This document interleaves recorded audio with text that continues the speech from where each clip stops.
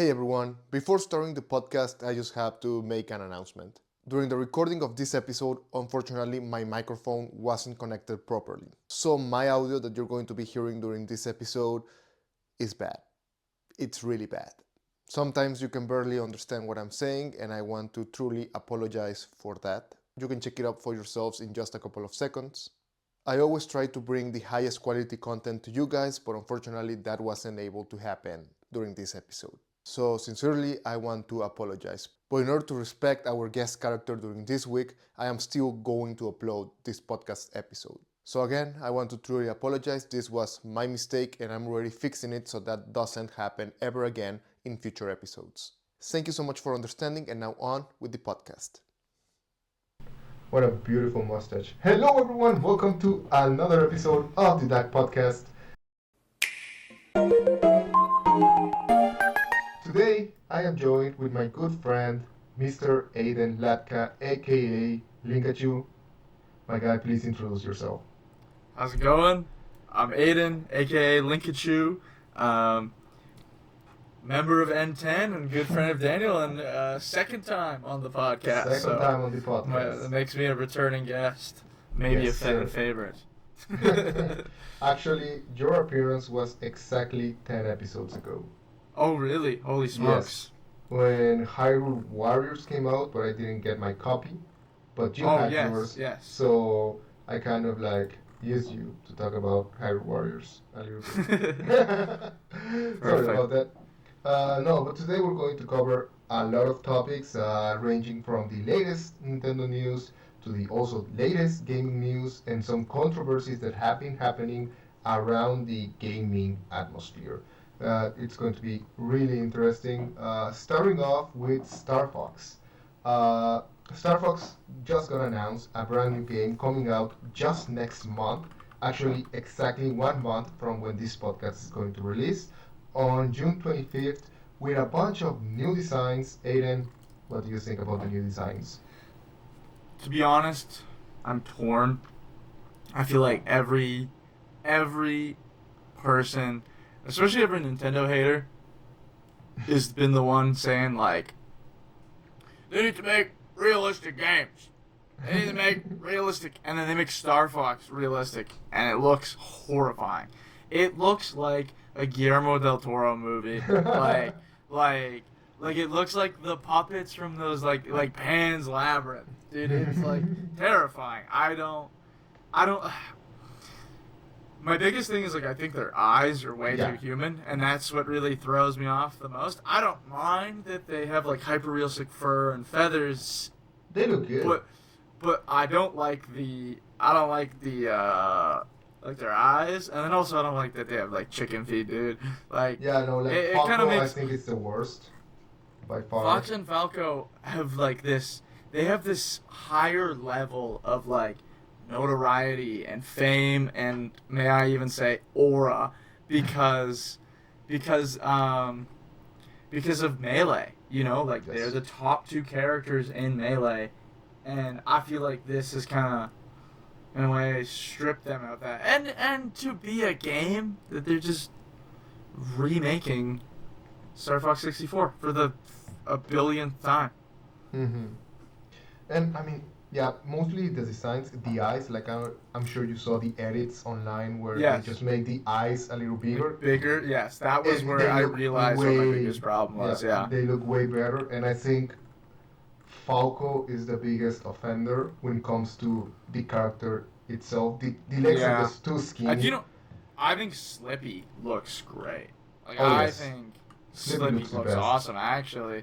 I think he's the animal that works for it, but Peppy also looks pretty good as well. yeah, Peppy doesn't look bad at all. It's really just Fox and Falco which are arguably maybe the most important ones. But hey, whatever. I think it's just Falco who all around feels weird to me. I don't know. I could smell them cooking up something Star Fox pretty fast after that Mario movie came out, and I was like, oh, Yeah. okay. Mm-hmm. I also think, for example, James McCloud, Fox's dad, actually looks really good since he has sunglasses. Yeah, you don't see his eyes. I was gonna say. Yeah, he looks really good, and yeah, it's mostly the eyes. But that being said, not that I'm not excited about the game. I think truly, I think it'll be cool. I don't know that it'll be a day one pickup for me. I think I'm really gonna have to wait on that. But I saw a clip from it was the Japanese dub, and it's when I can't remember it's when Star Wolf's crew shows up. That looked so heat. It looked awesome. It looked so cool.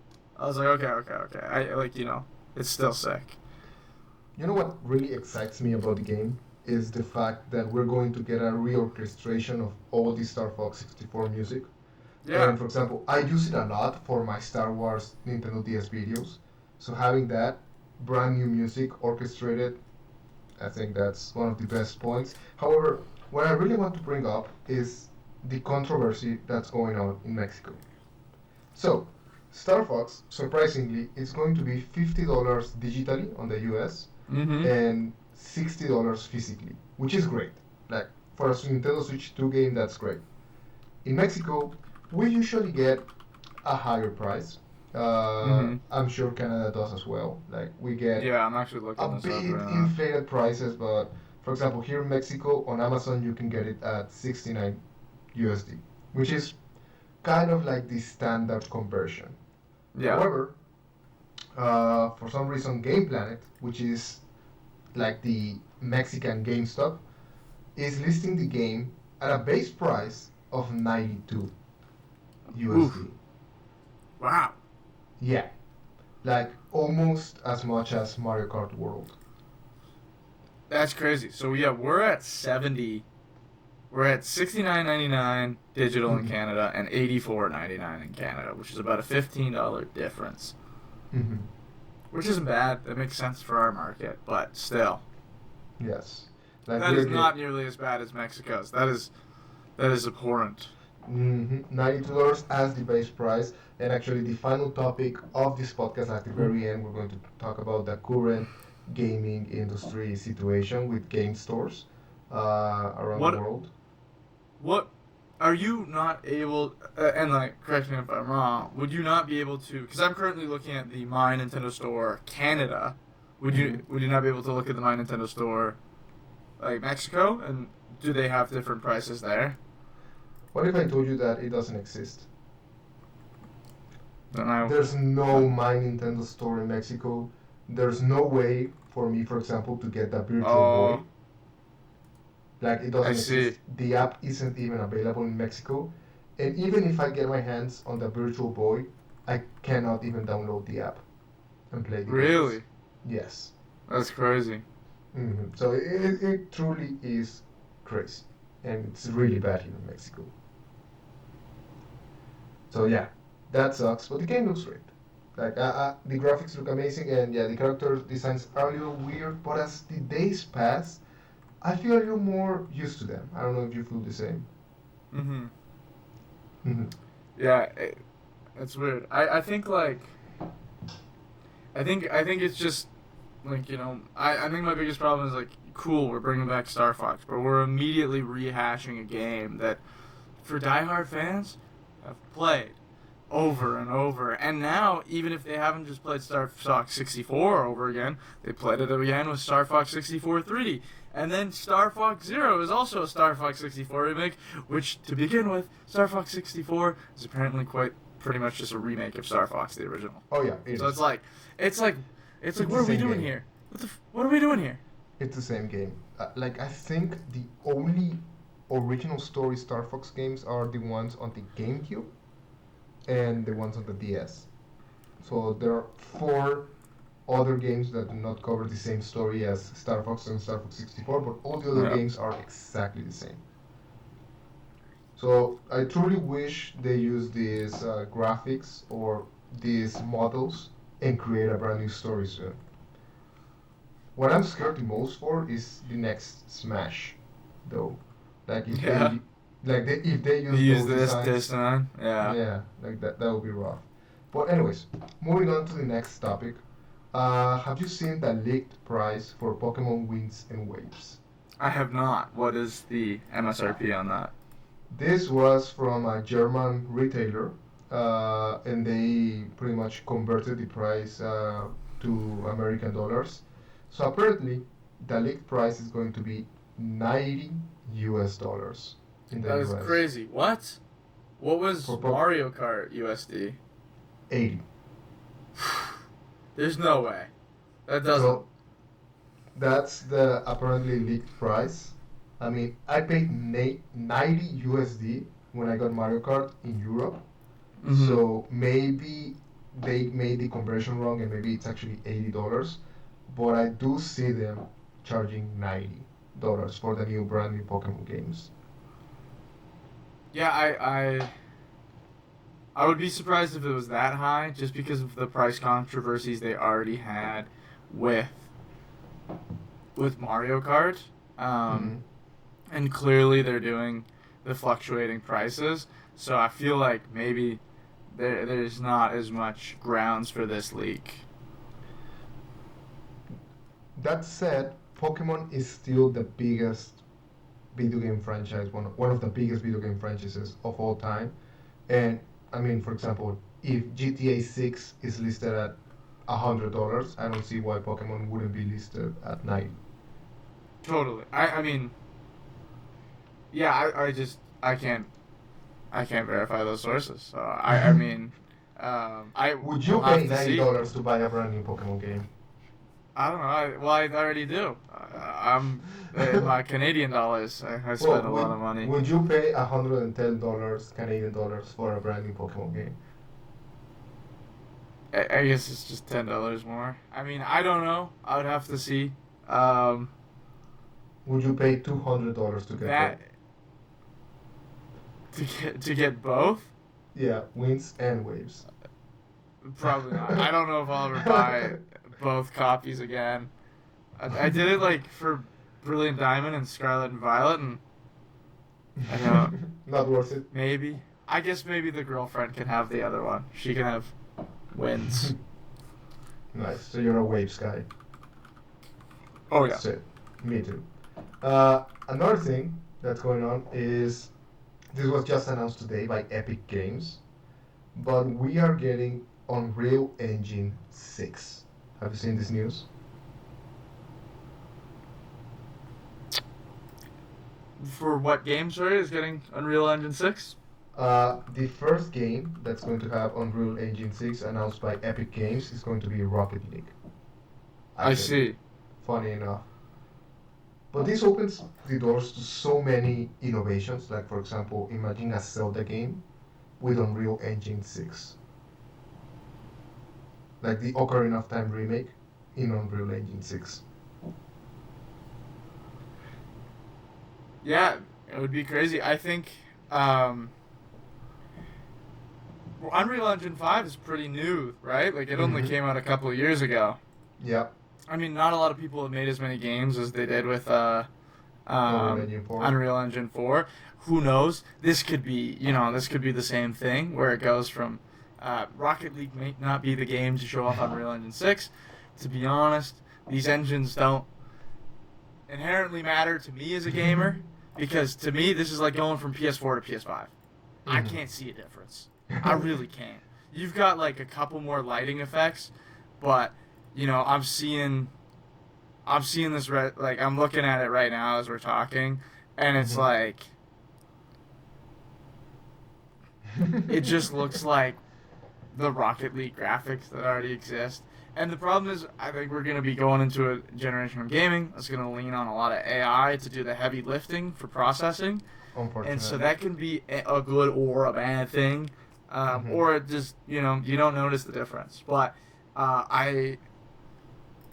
it was NVIDIA a couple months ago that was showing off their, what I can't remember what it was called. It was something like a new graphics card. But it would automatically AI upscale your games. Yeah, like they did it with Resident Evil, I think. And it looked like doo-doo.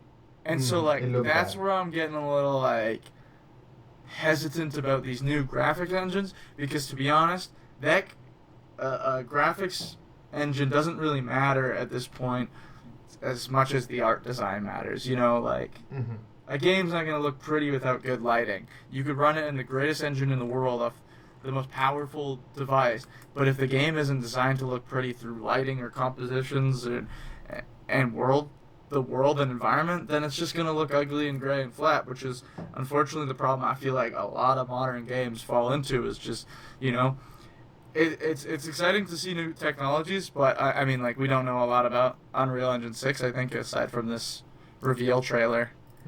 I think Fortnite is also one of the front runners into using Unreal Engine 6 for the realism, or the style, or lighting and everything. But I mean, like, Fortnite looks like Fortnite, you know what I mean? Like, I'm not going to Fortnite going, holy graphics, you know what I mean?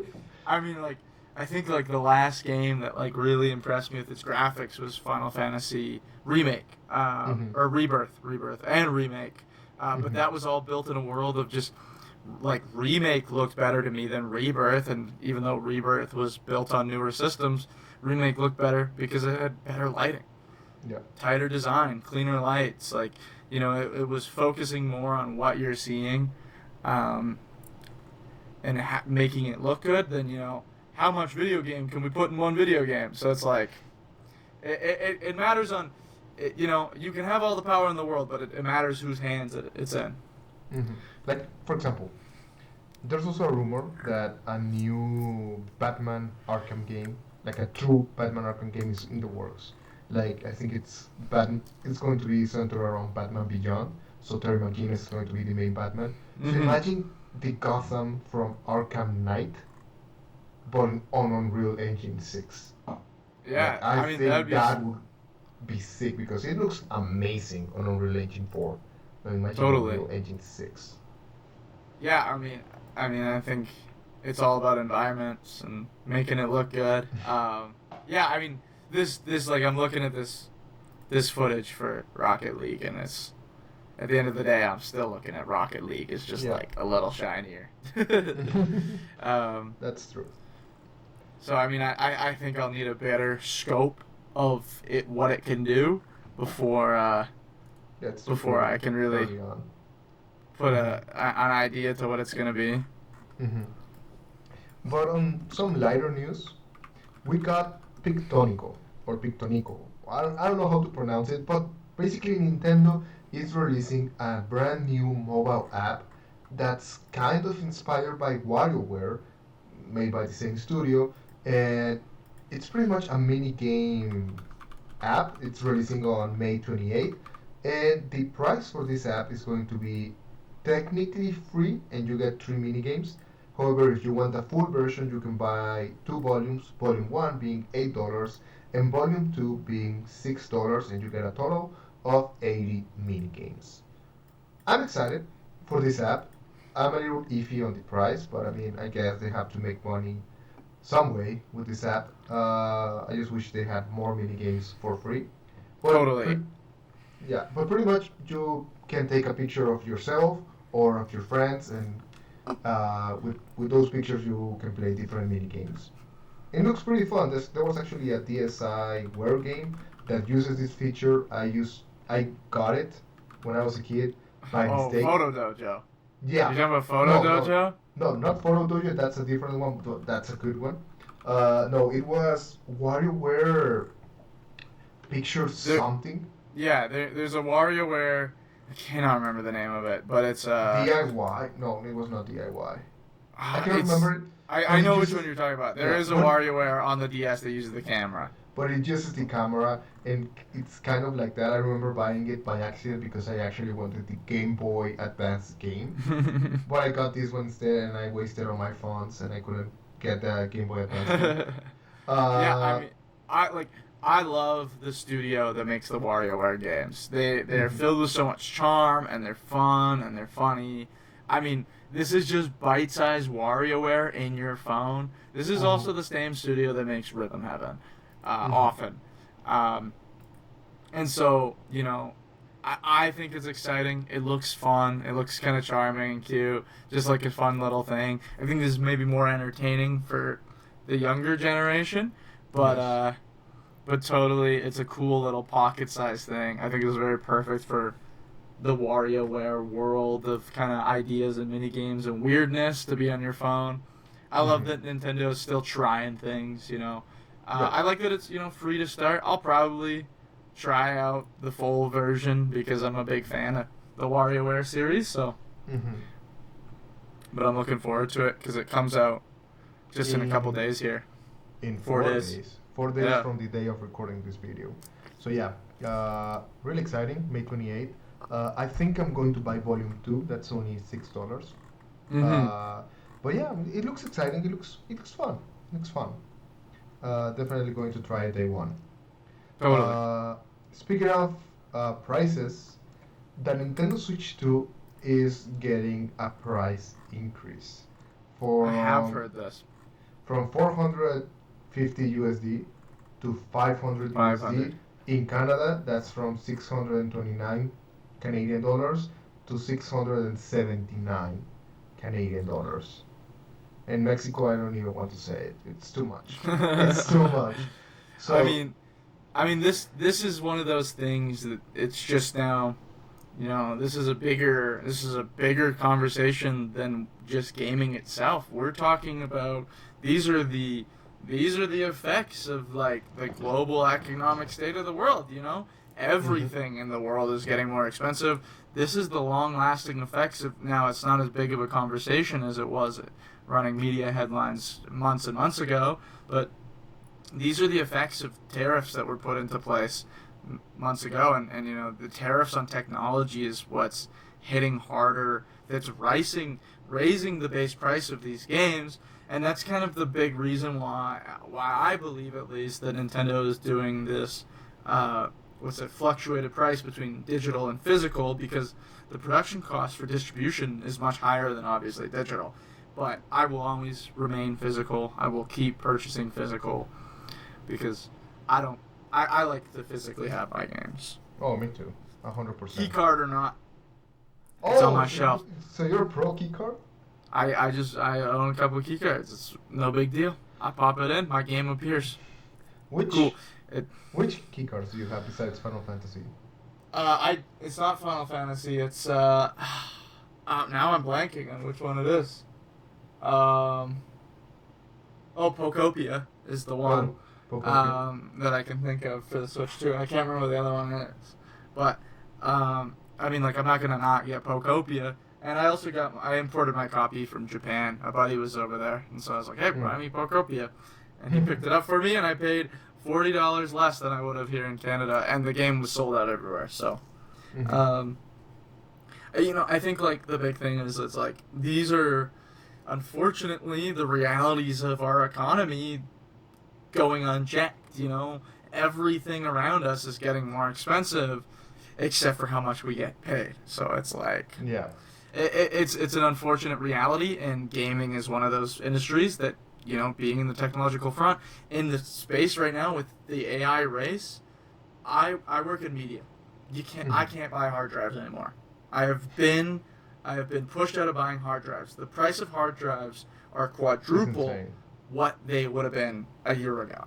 And I personally cannot afford to be spending that money on a hard drive. And obviously for me to experience that, and that's just one form of technology that is. There's so many things that are, I feel like, bringing in these negative costs to gaming. The individuals are being ruined in the same way, in a different vein, but in the same sense of for how a while the Pokemon card collecting hobby was ruined by scalpers who would come in and reinvest into the hobby, and you wouldn't. For a long time, people weren't able to buy product at retail price. And even now, the new set just came out on Friday, and I had to scurry to the store to get pick up a box and a couple packs. No, I talked about it on the last episode, but this month actually, I got the chance to go to the US again, and it was just the day that the Target Pokemon drop released. Man, the day it released. I went in the afternoon because I was there for a work trip and I had work. Yeah. It was all sold out.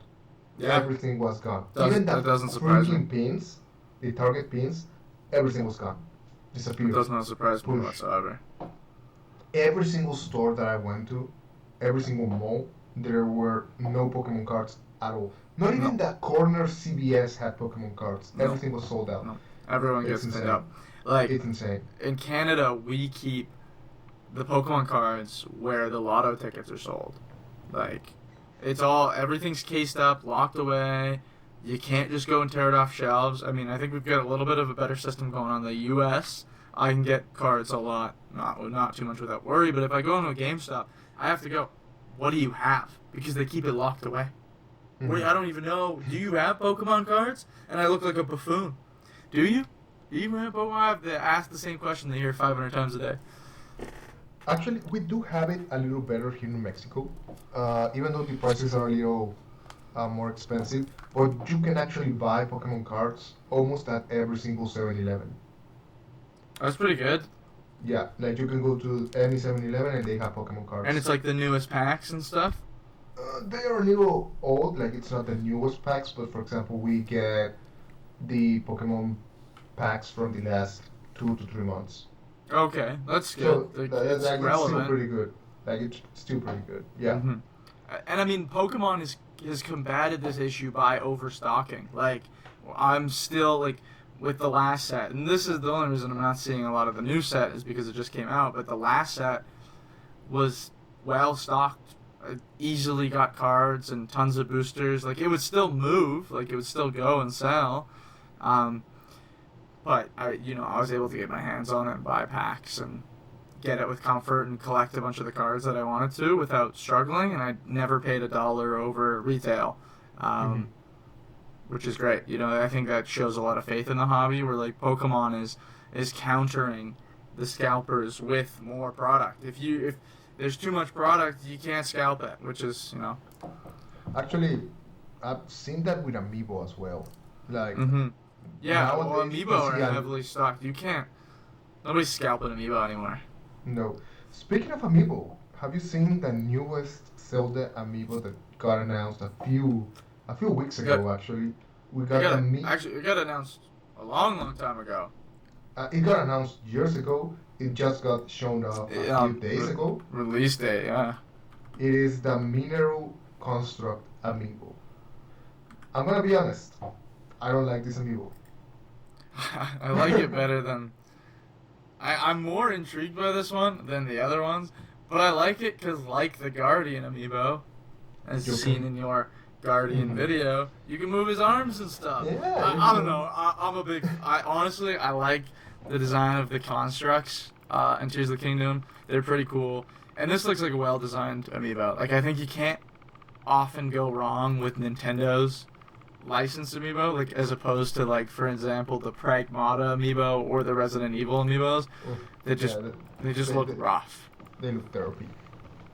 I think that's therapy. The reason I don't like the Mineru Amiibo is because I made a video about my dream Amiibos.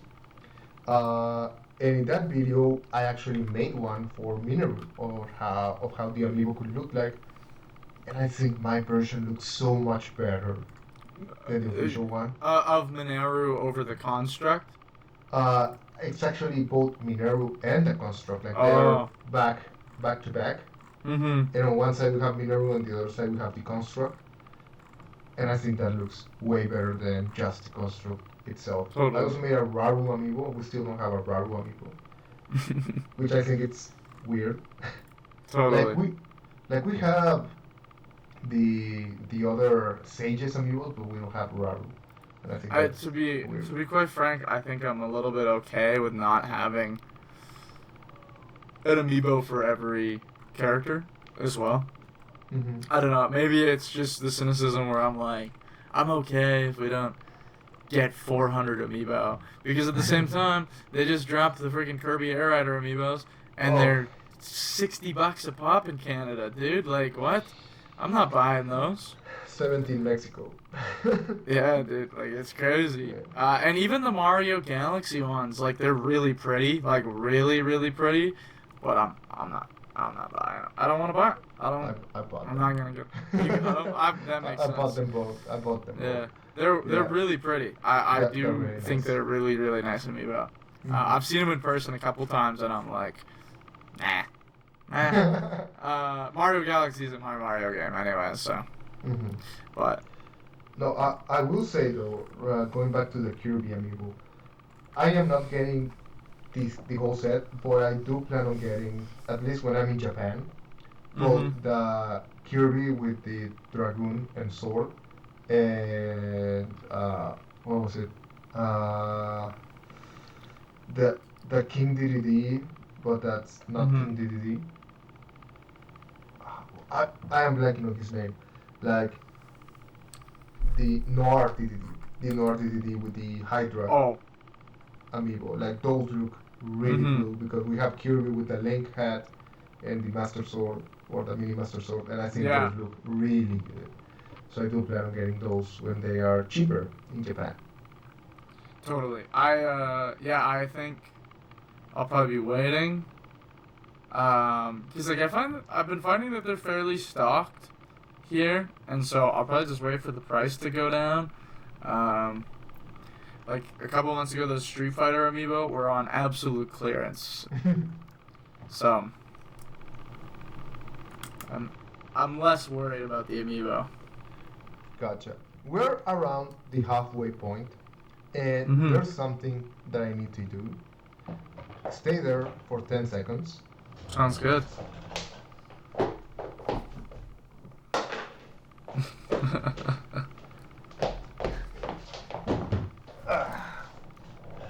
Okay, I am back. This episode is actually sponsored by Scoops. So Scoops was really kind enough to send me a 9-in-1 carry case bundle for your Nintendo Switch 2. I actually already did 2 shorts about it, already made a long video about it, but basically you can store your entire dock, you can store your Pro Controller, the console, an extra pair of Joy-Cons. And how many games is that? 20 games. Holy smoke. You can fit 20 games, and there's also some extra pouches. It also comes with some pads and 2 tempered glasses for your Nintendo Switch. That is the perfect starter bundle or perfect travel bundle. I feel like you're going to be taking that to Japan with you. Be perfect for taking your whole system to Japan. It's perfect. It stays really well protected. I don't have it in here just yet, but whenever I have a big travel, of course I'm going to be using it. It also comes with a variety of colors. It's really good. It's really big. And in case you want to store your games faster, you can take this off, just pop the games, and then paste it back on.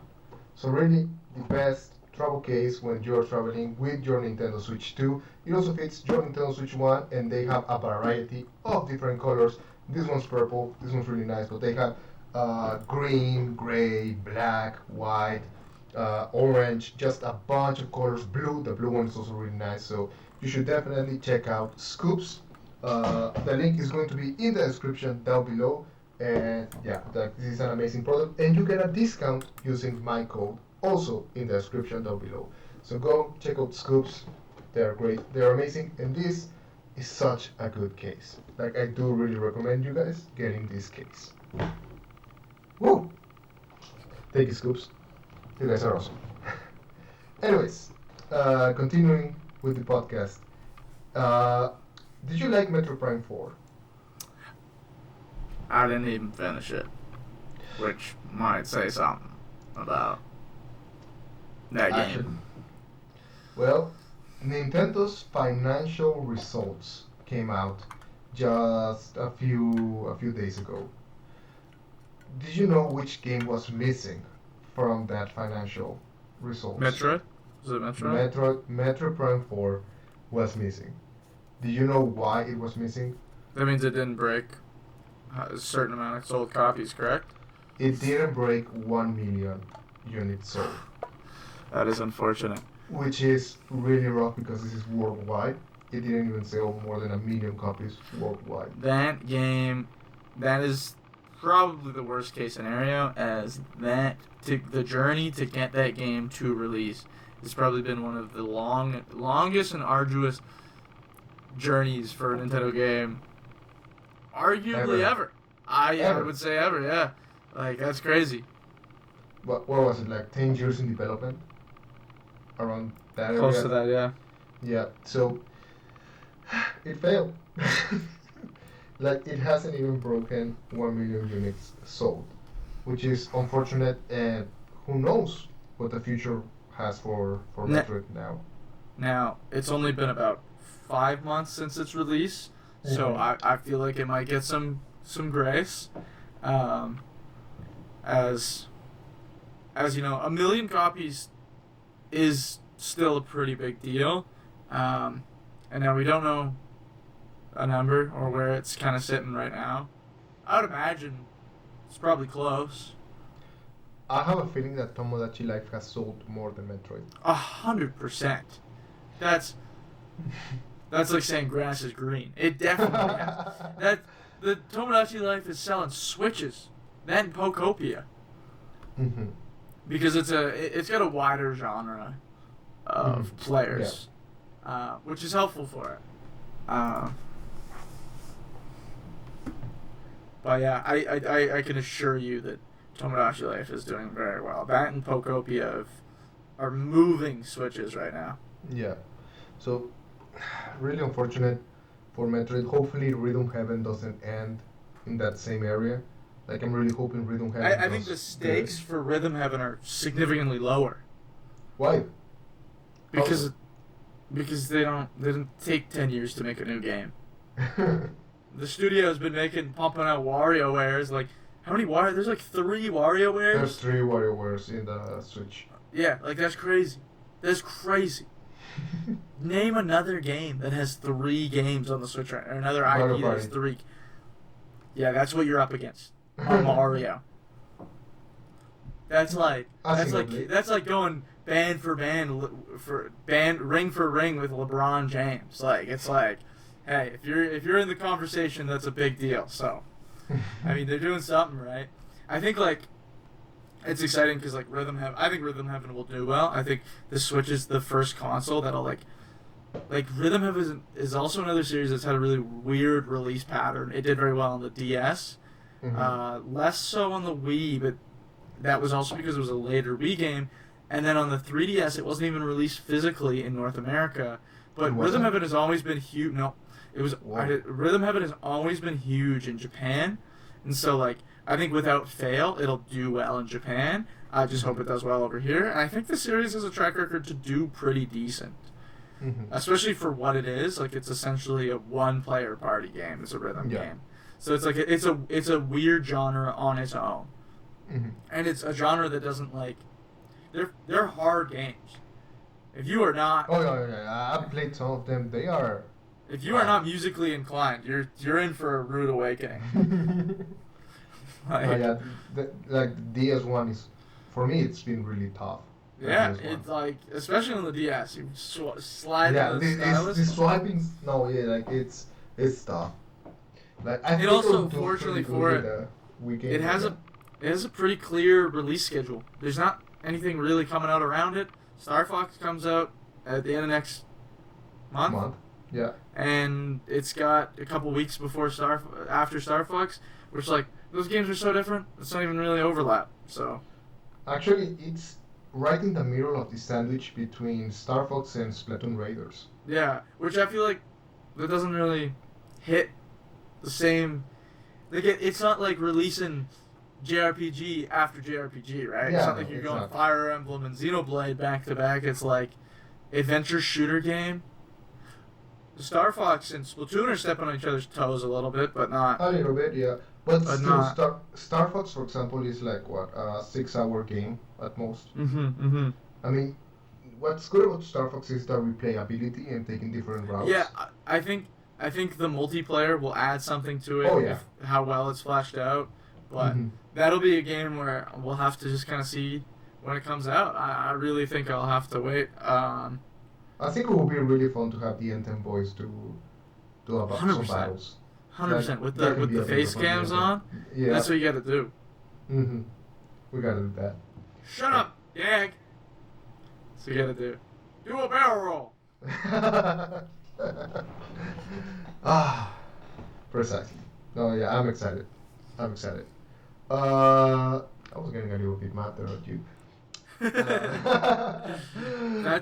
I'll be the Falco to your Fox. I'll be Sleepy. What the fuck? You'll be Slippy. Damn it, Slippy! I can't get these guys off my tail. It's fucking mad. There is one thing I wanted to mention, and this will just be a short discussion, but I feel like this kind of will collaborate with your discussion on the status of the industry, if you're kind of ready to move towards that. Just two really fast things. Okay. So, do you remember Genshin Impact? Yep, I do. So, apparently, it's finally coming to the Switch 2, since a login was found internally for Switch users in the most recent update of the game. Oh, okay. So apparently, if you're playing on an iPad and you have a Nintendo Switch, you are going to finally be able to play Genshin Impact on the Switch. It's been, 8 years since the game came out, so if you're still playing Genshin Impact, you're going to be able to play on the Switch, fortunately soon.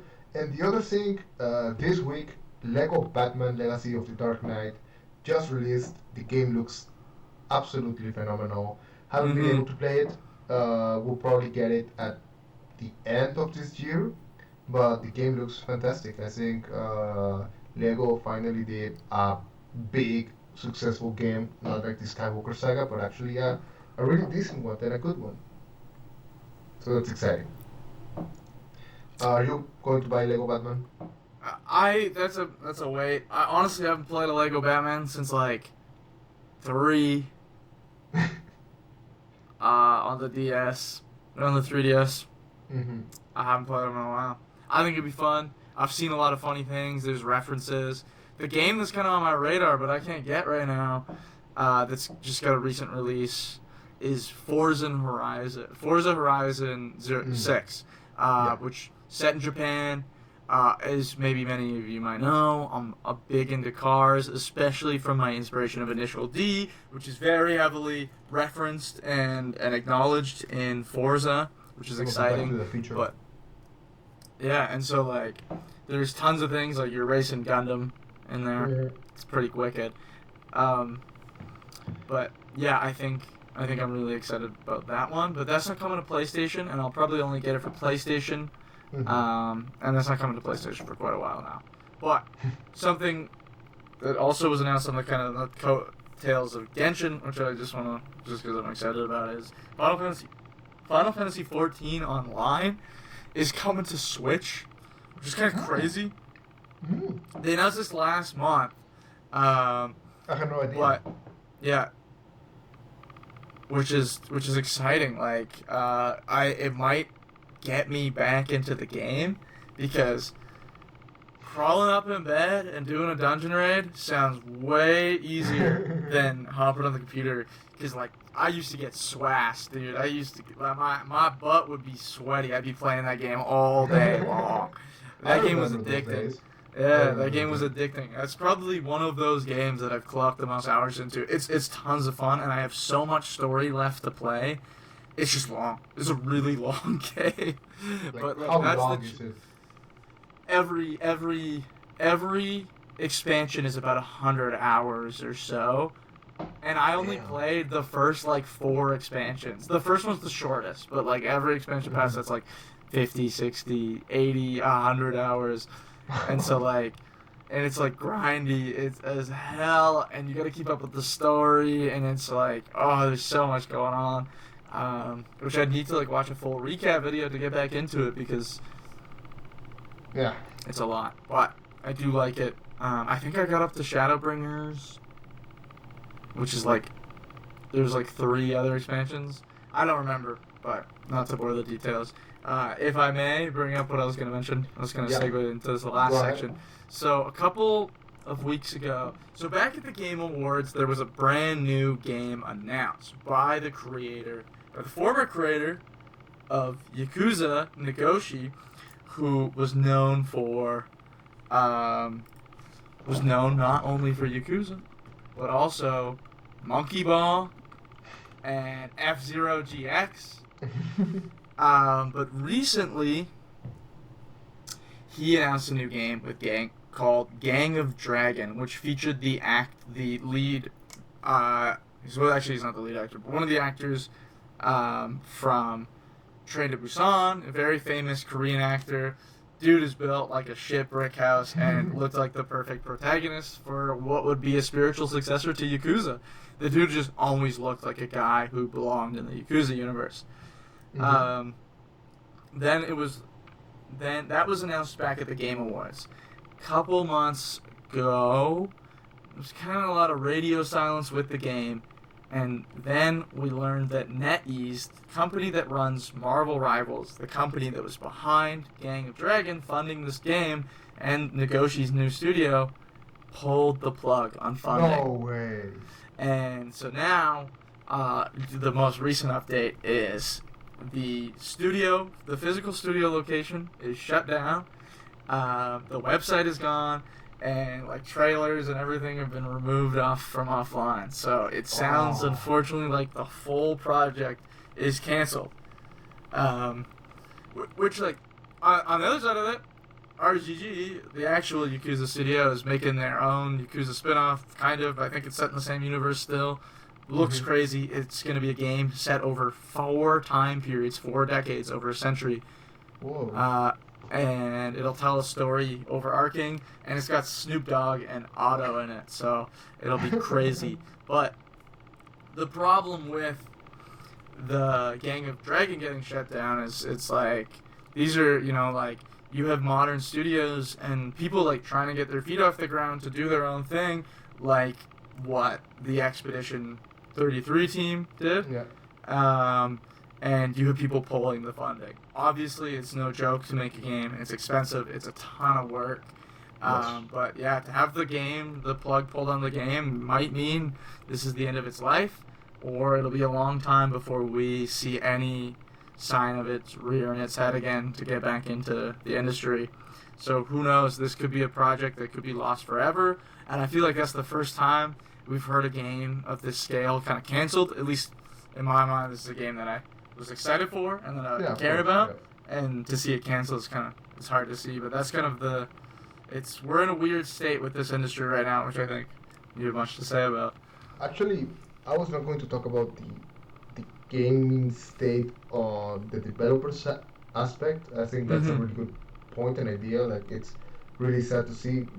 I think it was Microsoft, the one who bought a bunch of studios a few years ago, and then pretty much Killed them all. Yeah. Them all. And Sony has been regularly shutting studios down left and right. Which is really sad. I think like they are destroying these studios but keeping the people for them to make more of the PlayStation exclusive games, which is really sad. But we're still not getting more games. The PlayStation has no games. I think we're only going to get Wolverine, and that's it. Like, that's the only PS5 exclusive. I finished Death Stranding 2, and I have no idea what I'm gonna play. No idea. What are you playing? Oh, it was my Alarmo. Oh, okay, gotcha. I have mine muted. But no, what I was actually going to talk was about GamePlanet, which is the Mexican GameStop, and GameStop. With some problems that I've been having personally, and I've seen people online having with GameStop, is orders, like pre-orders, are false. Like, you pre-order a game, they're not being fulfilled. They're not fulfilling, they're just canceling and refunding, or your orders are arriving late.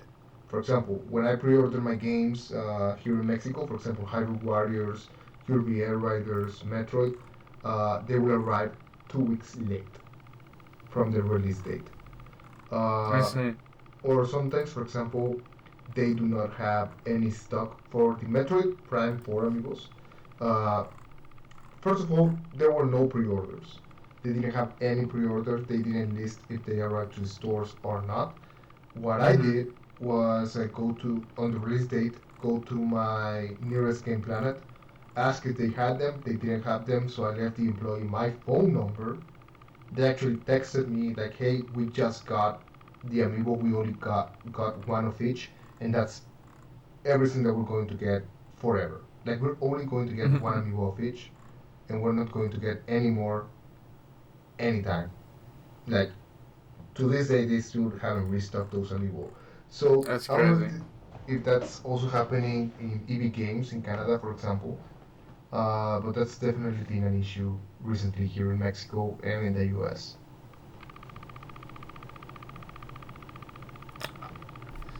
Like, so I haven't personally experienced this, as just over a year ago, GameStop so Canada has had this really weird relationship with GameStop and EB Games. So for the longest time, up until it was right around the release of Metroid Dread, that we turned from EB Games to GameStop for quite a while. And then, right around the release of Metroid Prime 4, we went back to EB Games, a Canadian company. The guy who owns a bunch of other Canadian company, like toy and gaming related companies, purchased out GameStop's Canadian portion and renamed it under EB Games, because we were closely knit with the U.S. and the U.S. was seeing a lot of fatigue with their GameStops, and they're just not doing well. They're having a lot of issues. GameStop's have resorted to, fronting as a card store, clearing out their Funko stock, stuff like that. And, like, for instance, like, a good example of that is, like, Funko. There's big rumors that Funko's seeing its end of its days. Like, they might be shutting their doors indefinitely soon. I mean, that was a couple months ago that I heard that, and I haven't seen anything since. But so in Canada, we've been under a different ownership for quite a while now, and honestly, haven't been complaining with how it's been in Canada. It's been pretty good, and I honestly have always had good experiences. Get my pre-orders fulfilled and delivered. The only weird stuff is with Pokemon cards, but that's just almost to be expected at this point. Yep. No, here in fact, many of the game planets have actually been shutting down recently. Like, and my biggest problem, which I told it on episode 2 of the podcast with the leads, was when I pre-ordered Super Mario Galaxy 1 plus 2, and I pre-ordered it for around, let's just say $60. And when I went to pick it up, they were like, "Oh yeah, you're actually still missing $10 because it's 70." And I was like, "Well, I have screenshots of the website saying that it's $60. Yeah, but we made a mistake. It's 70, so we're not going to give you the game until you pay 70." So It's crazy. stuff like Sounds that. like they're hosing you down there. So stuff like that, I actually filed a complaint. It did nothing. But several of the stores have been shutting down. It's had a lot of problems with customer service, and it's really sad because what used to be a great place for me, like I used to go every single weekend to see if I got a new amiibo or a new used game. Now is this, like, it has this atmosphere of disgust, of people being angry, people being sad, and a lot of them are closing down. Like, they got the inflated prices, like again with Star Fox, charging almost 50% more than the base game. Like, that's been a real problem that we've been having here in Mexico, and it's really sad to see. Besides, of course, unfulfilling the promises that your game is going to be on release date if you pre-order it. Yeah, it sounds like it's not going well. And I know you've had a real serious past of just not having good launch day experiences with these stores. Oh no, like they lost my PS5. I don't know if you remember. I remember that. I do remember that, yeah. For context, I ordered my PS5 when it released on December. They lost my console 3 times. 3 times. That's It didn't crazy. arrive until like August of the next year, something around that area. And they didn't answer my email, so I had to get in contact through LinkedIn to the CEO for him to fix that mistake, That is crazy. which is crazy. In happier news, the dad from Baky is going to be in Tekken 8. Oh yeah, I saw that. I saw somewhere, I don't know if this is true or not, that like he had something with Donald Trump,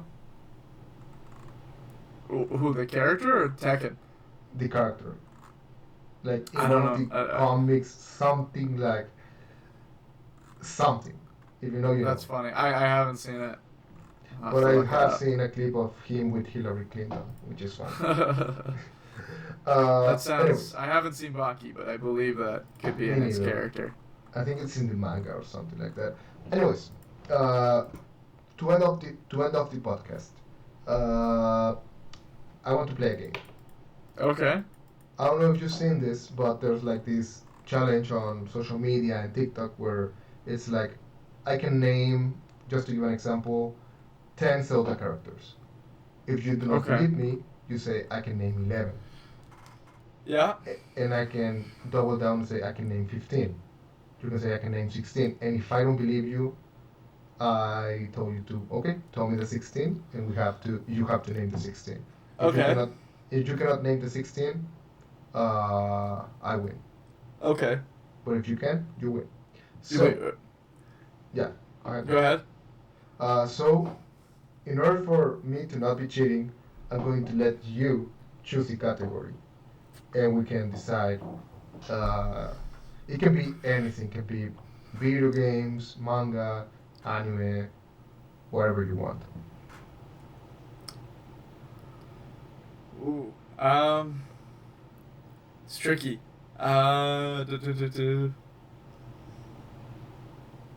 It can be like, for example, I can name 10 video game movies, or I can name 10 different fighting games. Like, Yeah. it can be anything from that.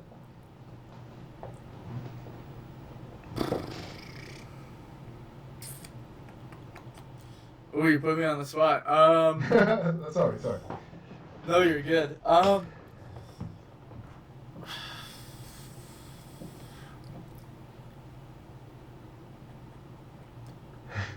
Can you name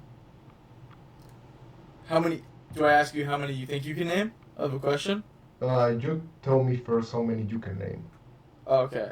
And we usually start from a low number and then we go up. But yeah. I could name 15 Nintendo licensed. I'll say we'll say 10. 7 to start. We'll say 7 to start. I could name 7 licensed Nintendo games that are not Zelda or Mario on the Nintendo DS. Damn, that's a good one. Yeah. Like official Nintendo I was gonna games. say Capcom, but then I was like, nah, that might be too hard. So it's Nintendo games that are not Zelda or Mario, licensed by Nintendo. So it can be like anything first party Nintendo that's not Mario or Zelda. Yeah. I can name 10. 10? You could do Yeah. 15. I can name 16. Okay. I could do 18. Okay, let's see that. Okay. I'm gonna start it off easy. Rhythm Heaven on the DS. I'm gonna do Elite Beat Agents. Okay. I'm going to do WarioWare, and then I'm gonna do WarioWare, specifically WarioWare DIY. Okay. Oh, and WarioWare Touched is the other one. Okay. I'll do Custom Robo, Chibi Robo,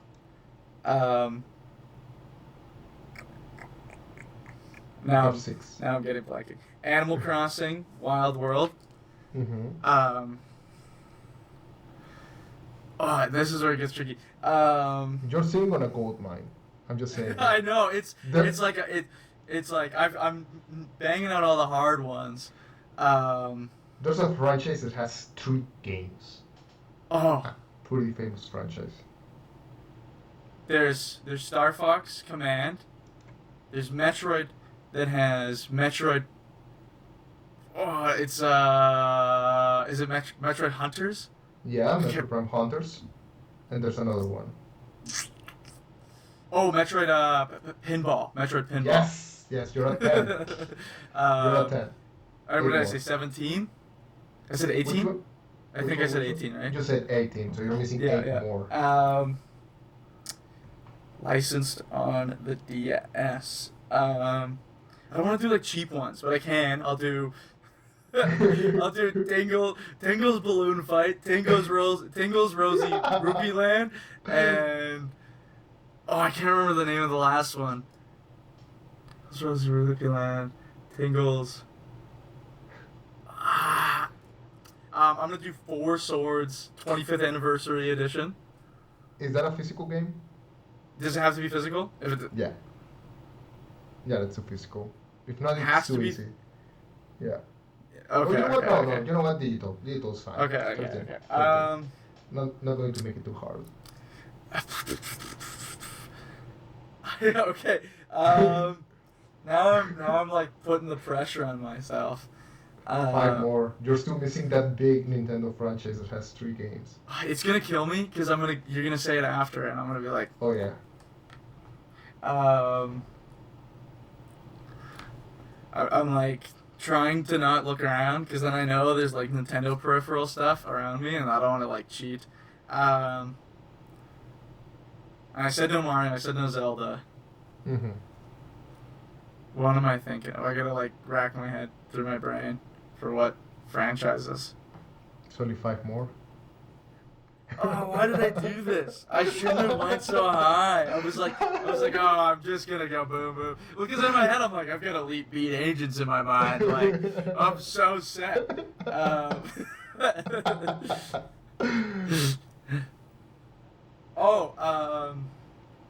I feel like there's Diddy Kong. Whoa, it's not Nintendo published, is it? Diddy Kong Racing isn't Nintendo published. That's rare, yeah. But there wasn't. It's not. What is it? It's not. There's the Donkey Kong game on the DS, and I can't remember what it's called now. But I don't really want to do Donkey Kong. It's too cheap. It's just 5 more. Cause now I can't, I'm putting too much pressure on myself that I can't think. I might have to forfeit, cause I'm You're forfeiting? Cause you give up? now I feel like I'm wasting time. I'll get there eventually, but now I'm just burning time. What's the 3 that I'm missing? Okay, the gold mine was Kirby. I don't know why did Kirby I think of Kirby? Superstar Ultra, Yeah, Superstar Ultra. Kirby Squeak Squad, Kirby and the Mass Canvas, Mass Attack, and the Canvas Course. So yeah, and 4. The Canvas Course. Kirby Yeah. had 4. Oh, that's such a mess. You also missed Star Fox. There's another Star Fox on that DS. I knew there was more than one. I couldn't remember what it was called, so I didn't want to pull for it. Also Brain Age. I should have done Brain Age. See, and I was like, Nintendogs, yeah, because I was like, in my head, I started towards the end. I was thinking about like, what's like native to the DS. I should have said Tomodachi Life. I should have said, but brain farted. Hold on, let me look at. As soon as I said Elite Beat Agents, I was like, dude, I've got it in the bag. Like I just know ball. I was like, but I got too cocky on myself. But yeah. Do you want to do one? Do you want to name one? Sure. Choose. Let's do another one. Yeah. You want to do a question for me, and I can, or like you can. We can go back. You can come up with the question. Okay. I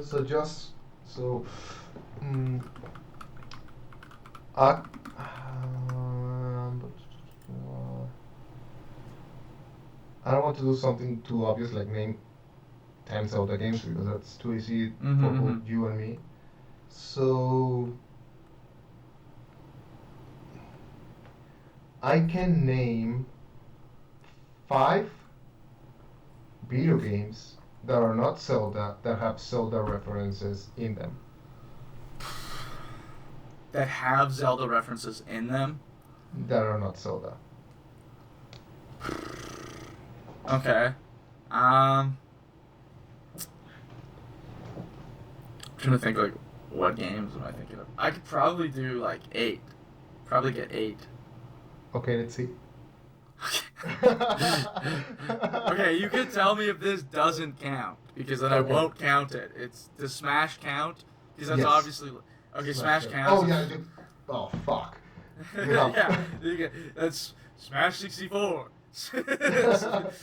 Melee. Those count, yeah. I've got Brawl. I've got Wii U, and I've got Ultimate. And I could say 3DS, but I'm not gonna do it. And I'm gonna rip Super Mario RPG. Yes. And then WarioWare, and I'm just gonna say WarioWare. Just the original WarioWare. It's got Wind Waker in it. And there's another game. Is that? Oh, that's 8? No. I'm at 7. I did 5 Smash games and 2 other games. I could rip one more. No, you said 2 Wario games. So. Oh, okay. I mean, it's a layup. But if you want to say another one, go ahead. I mean. Oh no, that's the other way around. I was gonna say like, because I was thinking of the Zelda paintings and. Yeah, the Mario paintings in Ocarina. In Ocarina of Time, but there's another one that's not coming to me. What is Lincoln? But he's not. What I want to hear what you were gonna say. I was going to say Bayonetta, since you have. Oh, and Sonic Lost World. Damn it. In Sonic Lost World, I was going to say Mario Kart as well. Yeah. I was going to say Super Mario 3D World that has that pixel link. Yes. Super Mario 3D Land has a Zelda rupee in one of the levels. That's pretty much everything I had. That's a good one. Okay, that was tough. Yeah. That's a very fun way to end the podcast. Stealing it from Mr. Night Sky's Nintendo's podcast. But yeah, this was really, really fun. Yeah, man, thank you for having me on. Thank you for being here. Where can we find you?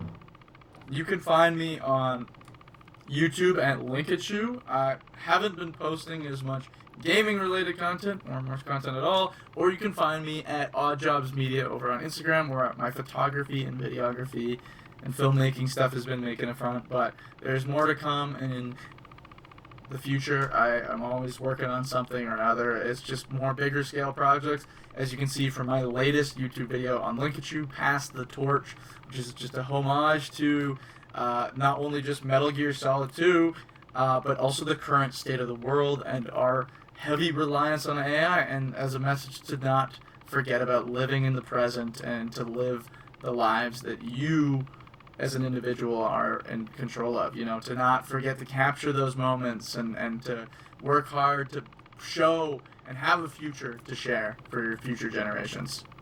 It's actually an amazing video. I love it. I showed it to every one of my friends. I posted it in my stories. It is amazing. It's such a well-done video. Like, you did a fantastic job. But yeah, go check him out. If you're listening to this on Spotify, go to my YouTube channel and you can find his links in the description of the video. Thank you everyone so much for watching. Don't forget to leave a like and subscribe. And if you're on Spotify, give us a follow. That really helps out a lot. And I'll catch you next time. See ya. Bye.